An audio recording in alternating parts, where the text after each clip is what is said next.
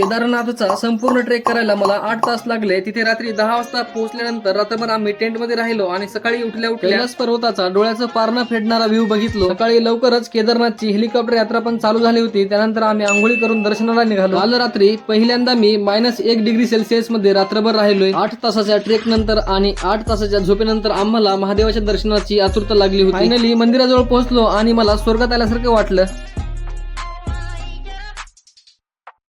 2013च्या आपत्तीमध्ये केदारेश्वराच्या मंदिराला वाचवणारी हीच ती भीमशिला आहे. आपल्या अंगाला भस्म लावून असे खूप सारे महाराज मंदिराच्या अवतीभोवती बसले होते. दर्शन घेऊन झाल्यानंतर मी मंदिराच्या आजूबाजूचा सर्व परिसर फिरलो. दर्शन घेऊन आणि आजूबाजूचा परिसर पाहून मनात एक वेगळीच ऊर्जा निर्माण झाली होती.